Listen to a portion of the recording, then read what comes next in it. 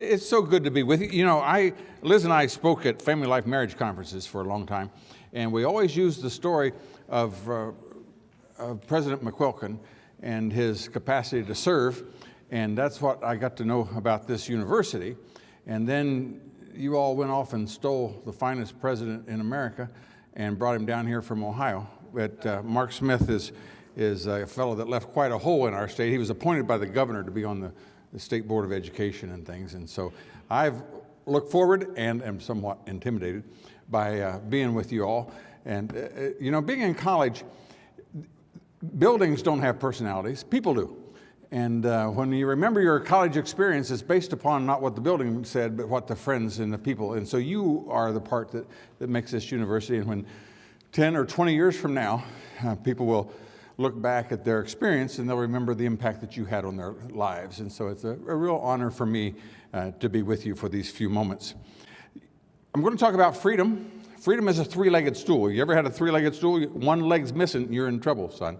So freedom is made up of three parts. There's economic freedom, and without any money, you're enslaved. So a little 5-year-old says to his mother, says, I'm fed up the way this place is operating around here. I'm gone. I'm grabbed his teddy bear and storms out. And the mother stands behind the curtain and watches. He's not going any place because he has no economic freedom. He's as tied to that house as if he was tethered. Now, had he said, oh, by the way, I got in your purse, I took $500 in a credit card, and I'm out of here, that'd be a whole different ballgame. But so there has to be economic freedom. Then there has to be political liberty.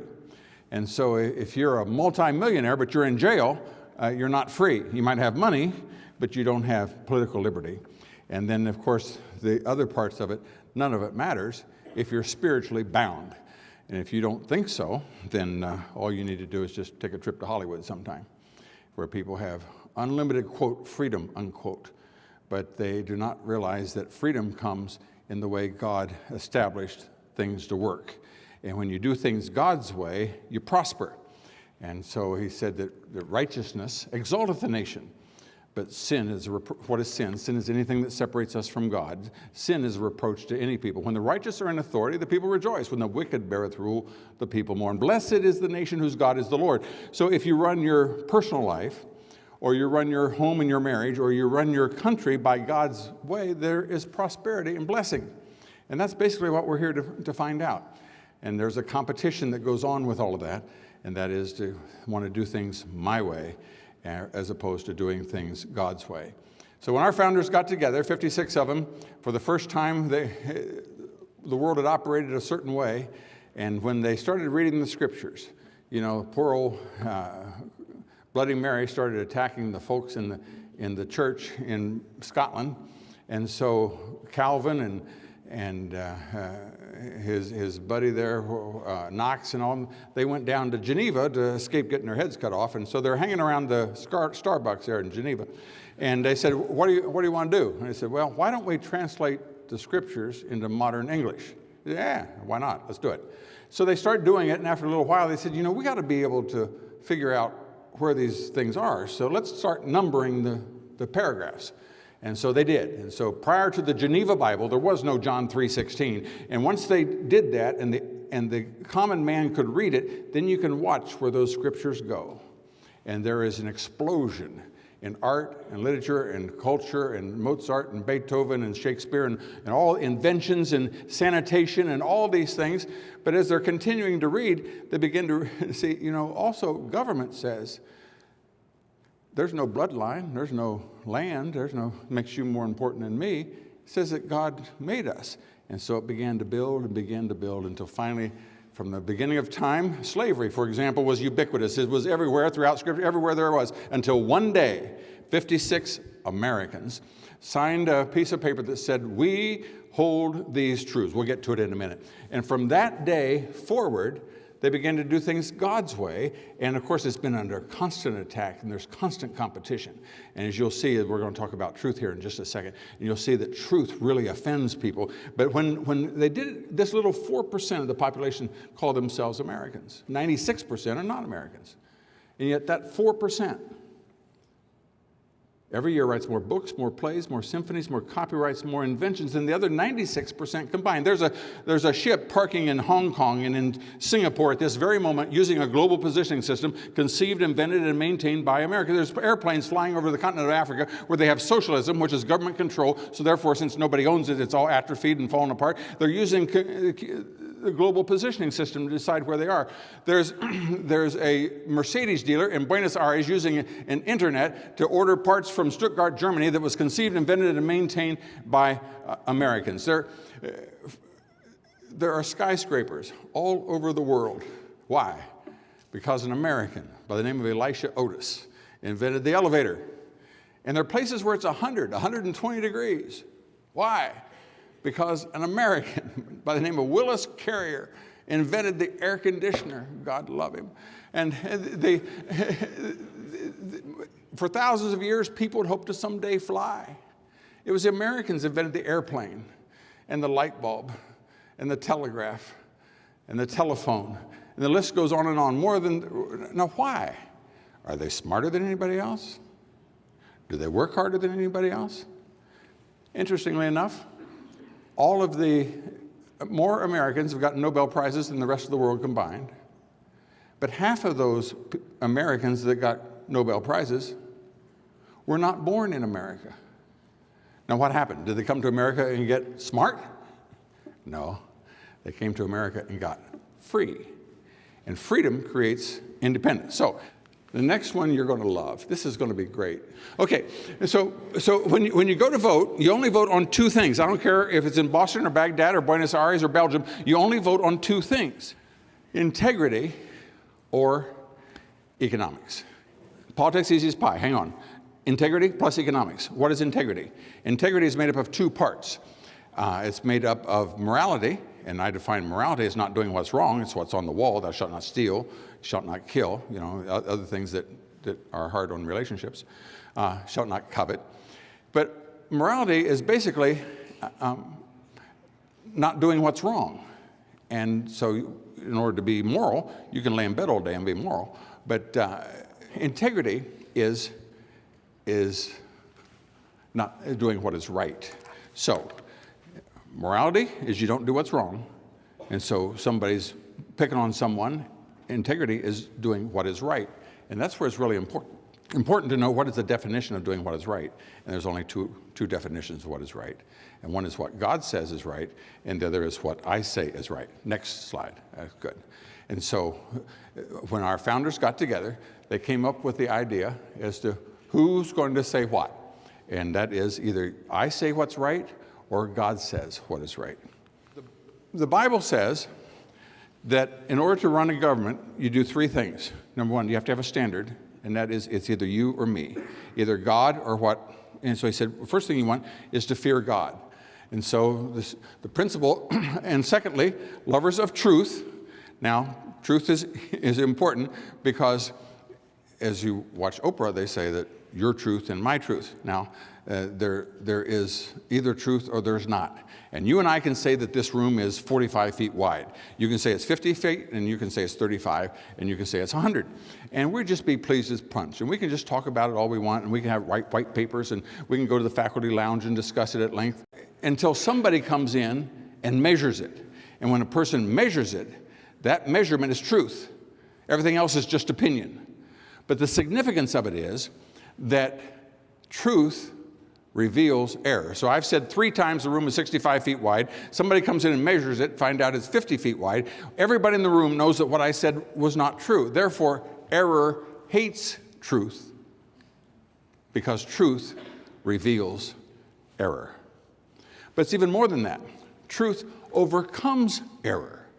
And so you're prosecuting this guy for stealing an ATM machine. And his defense counsel gets up and said, why, he wouldn't do such a thing. Why, he loves his mother. And he was off in Portland having dinner with his sister. And here's the receipts from the rest. You don't care what she says, because when you're finished, you're going to show a security camera of him driving his pickup up to the ATM. And you'll see him put a chain around the ATM. You see his face as he leans over the camera. Got the fingerprints as he lifts it up.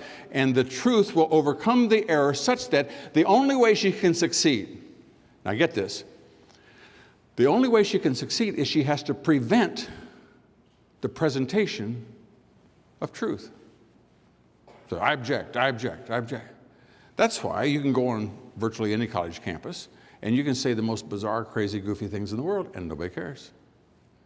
But you say truth and Satan can tell where truth is, whether they're going to shout you down. That's why you can't have a conservative on a faculty. That's why you can't have someone come speak, because the truth will overcome the error. I can pray at an inaugural in the name of Mother Earth and eagle feathers, and nobody cares. But if you pray in the name of Jesus Christ, all hell breaks loose. Why? Because truth exposes error, and error cannot tolerate truth, so they have to shut it down. Now, our founders understood that part of the two sources of truth, either what you think or what God says, and so they nailed it in the birth certificate. We hold these truths to be self-evident, which is a gracious Jeffersonian way of saying any idiot ought to understand this. That is self-evident that all men are created equal and are endowed by a 5-4 decision of the Supreme Court.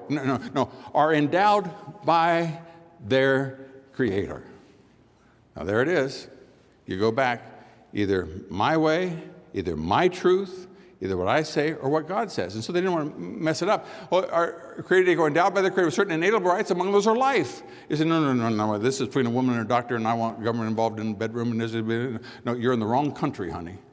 Because in America, the purpose of the government to secure these rights, governments are instituted among men. The purpose of the United States government is to protect innocent life. Now notice the sequence, life, then liberty. See, liberty is of precious little value if you're dead. So you have to have life first, then liberty, and then the rest. And let me just tell you, you have a right to ask anyone who's running for office, running for school board, running for sheriff, how do you stand on life? Well, I'm going to be a city councilman. I can't have anything to do. It's none of your business. No, you're in the wrong, forget it, son. You're in the wrong country, because it says in our birth certificate, the purpose of government is to protect innocent life. And any politician who will take innocent life will not hesitate to take your liberty. And so, this is a spiritual tie is so strong that God said we want those whose basis for their standard of right or wrong is those that fear God. Fear is the old English term for respect or honor. You fear the king or honor the king. So first of all, you have somebody whose standard is God. And just as an aside, the only alternative to that is yourself. And the rule of thumb is that you do not want to marry a person who thinks they're God. So you want somebody who respects God. And by the way, you don't want to go into business with a person who thinks they're God. And Jethro said to Moses, you don't want to go to have anybody who runs government who thinks they're God. Now, the three things you want in government, those that fear God. Number two, lovers of truth. Okay, we've talked about truth. And then finally is this, hating covetousness, wanting to take what somebody else has. And that's what we want to camp on just for a moment. The difference between how a person creates wealth or how a person steals wealth. And that's the whole difference. What is money? Money is a representation of a contribution that I've made to someone else. You see a 4-year-old walking down the street with a $1,000 bill, you think something's up here. You shouldn't have that, because money says that I've done something for someone. So you walk into the shoe store, and you say, how much are those shoes? I'd like to have them.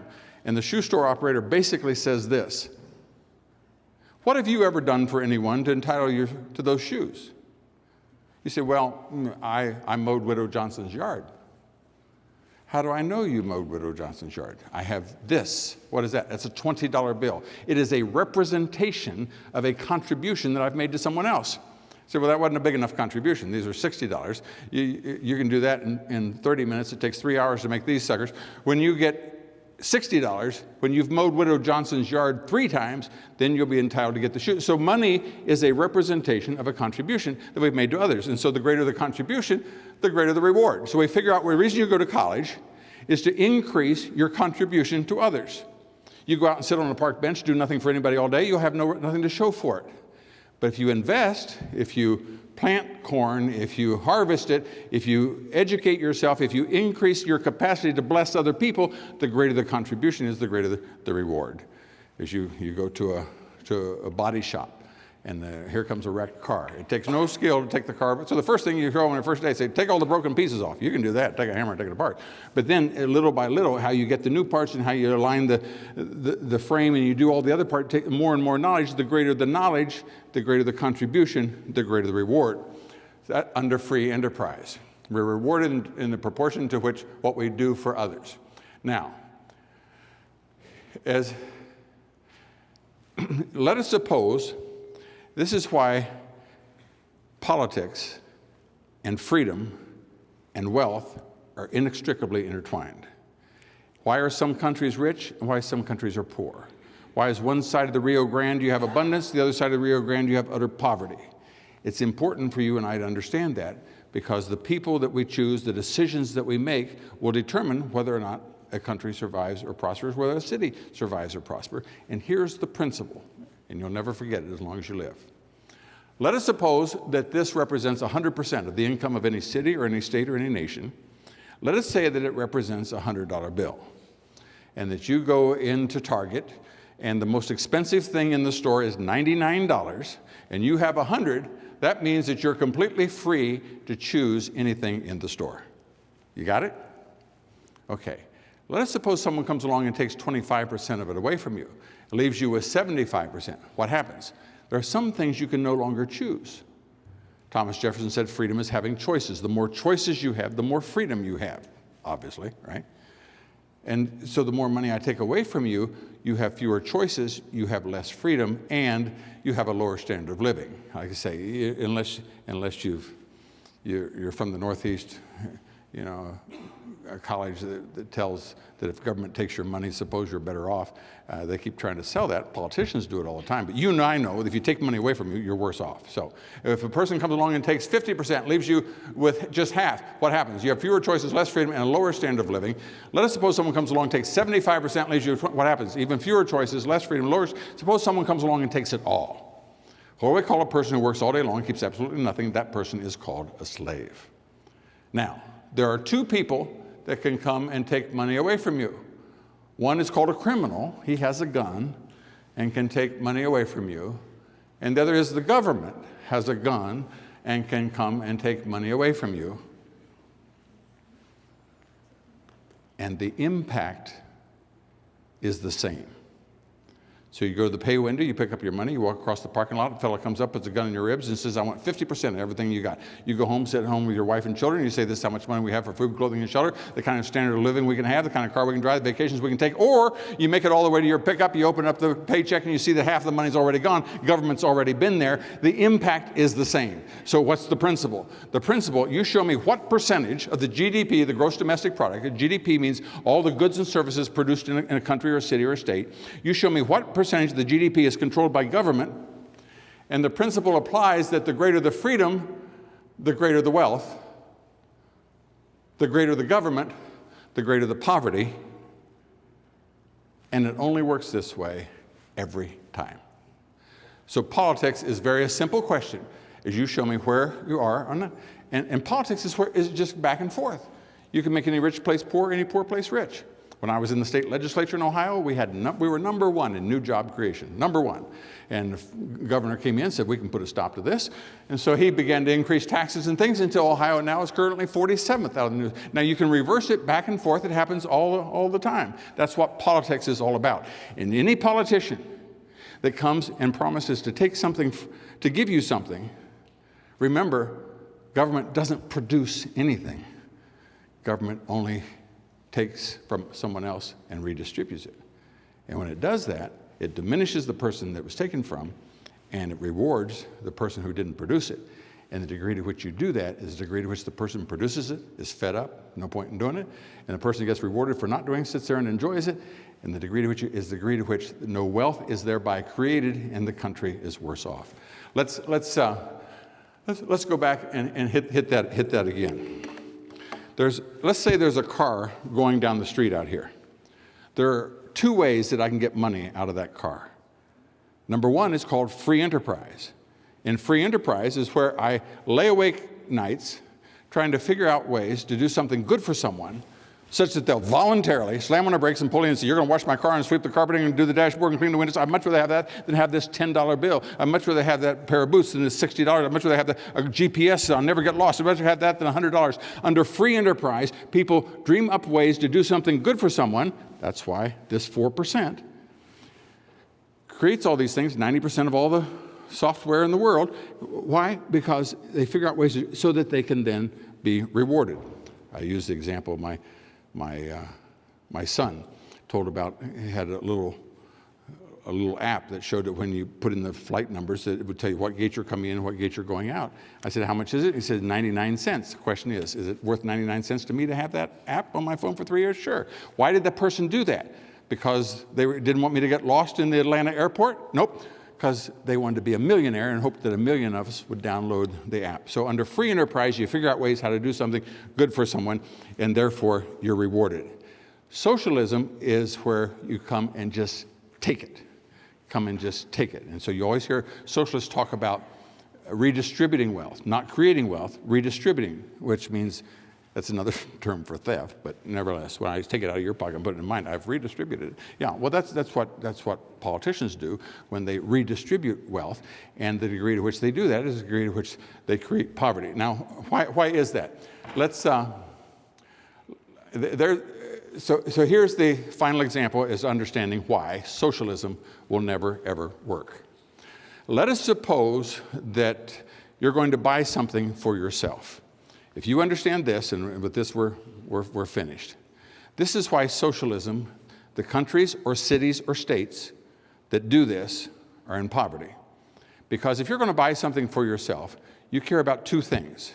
You care about the price because you're paying for it. You're standing there staring at the car or looking at the jacket or the coat or the shoes or whatever.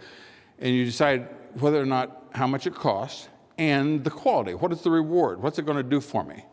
And so no one can make that decision as well as you can. You might pay $7 for a cup of coffee at 6 in the morning that you wouldn't pay 35 cents for at 2:30 in the afternoon. When it's your money, you get the maximum benefit of the price and the quality. And you decide that, what it means to you. Let us suppose you don't control one of those two things. Let's suppose you're going to buy something for someone else. Do you care about the price? Yep, because you're paying for it. But you're a little more flexible on the quality. And so you say, by the time it'll break, they'll be married for 3 years. They'll forget who gave it to them anyway. We'll buy this one. So you've all bought things for other people we never would have bought for ourselves. We've all received things as gifts we never would have bought. Do we care about the price? Yep, because we're paying for it. We're not so concerned about the quality. Now let's suppose it's the other way around. Let's suppose we're going to consume it. Do we care about the quality? Yep, because we're going to consume it. But we're not so concerned about the price, since we're not going to pay for it. And so you're at the restaurant and the waitress comes along and says, would you like to have some orange juice with your breakfast? And you say, well, how much is it? And she says, well, it's $3.50. You say, oh, no, I'm fine. I really don't need any. You say, oh, but you got the pancakes. It comes with the pancakes. You say, well, wonderful. Pour away. I'll take 3 glasses. You might leave half a glass. You wouldn't if you paid for it. Do you care about the quality? Yes, because you're consuming it. Do you care about the price? Not so much, because you're not paying for it. So final example is this. Let us suppose that where you work, everybody that comes to work late has to put $5 in the kitty. And at the end of the month, the boss has somebody take all the money and go off and raffle it off, and somebody wins and they buy something with it. And so it's the last day of the month. And he says, John, why don't you see how much money's in the kitty, go buy something, and we'll raffle it off today. And so you go out to lunch, you forget all about it, you come back, you don't have any time. You say, oh my goodness, I forgot I was supposed to buy something. And you counted the money, it's $150. And you said, what am I going to do with this? And you look around, and there across the street in the store window is a 6-foot-tall stuffed frog. And you go over and you check the price, and it says $149. Oh, this is great. So you go, you buy the frog, you take it over, put it in the closet. At the end of the day, the boss invites everybody down, lectures to them about being late. Everybody draws a number, see who wins. Sally, the new secretary, wins. What does she win? Open the door, 6-foot-tall frog. Everybody laughs and claps, go up and stick it in the front door, cheers as she drives through the parking lot. What is that called? That is called a third-party purchase. What does it mean? It means you're spending money that's not yours, therefore you don't care about the price. If it had been $100, you would have spent that. If it had been $300, you would have spent that. Since it's not your money, you don't care about the price. To purchase something you will not personally consume, therefore you don't care about the quality. Now, They say in public speaking that when you say something profound, you're supposed to pause for emphasis. So I am now going to pause for emphasis, because what I'm about to say is not Democrat, Republican, Socialist, Party, Labor, Christian Democrat. This is just the facts. All government purchases are third-party purchases, made with money that's not theirs to purchase things that will not personally consume. Therefore, will there be waste in the highway department?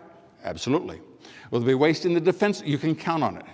That's why we believe, in America, in order to keep things free, we believe that government should do, as Abraham Lincoln said, only those things which a man cannot do better for himself. Why? Because every time we take a dollar from an individual to save and invest and use to the maximum benefit of themselves and their family and run it through a third-party system called government, we are in the process of making the nation poorer.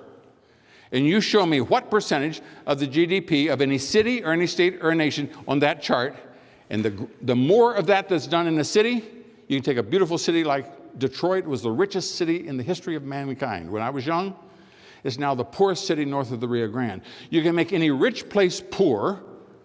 At the same time that Detroit was the richest city in the world, South Korea was third from the bottom of all the nations, but they got freedom after the Korean War, and now they're the 10th richest nation. You can make any rich place poor or any poor place rich, but degree of socialism or freedom.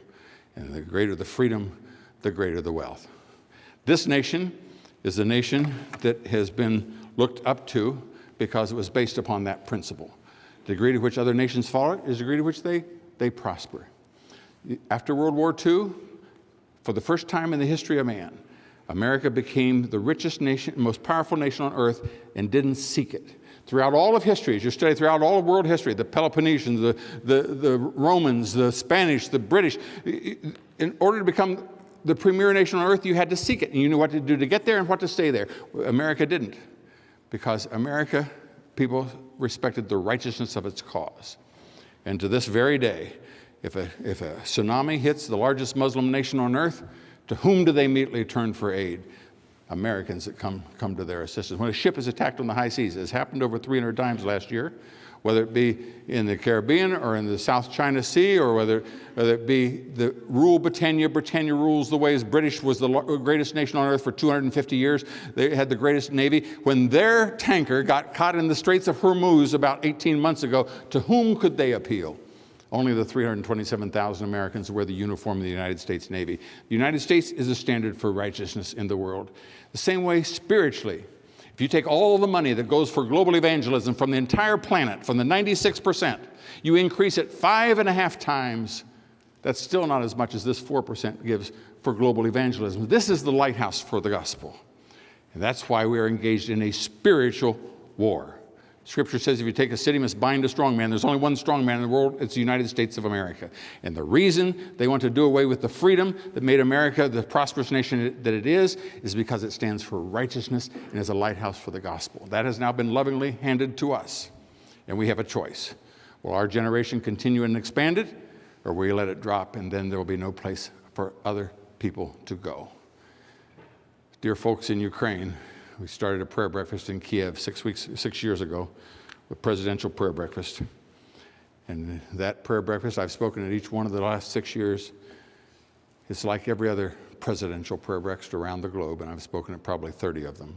They spend half of the time praying for their own nation, the diplomatic corps and the ministers and leadership in government, but they spend the other half of the time praying for you,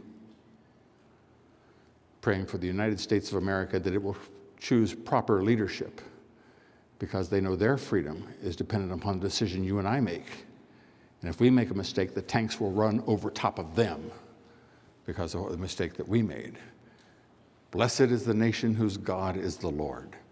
You have chosen to come to a place where you recognize that righteousness is not what a man thinks, but what God says. That will make you a success. And in the leadership you provide for the rest of our country, it will make our nation succeed. And for that, I say thank you, and God bless.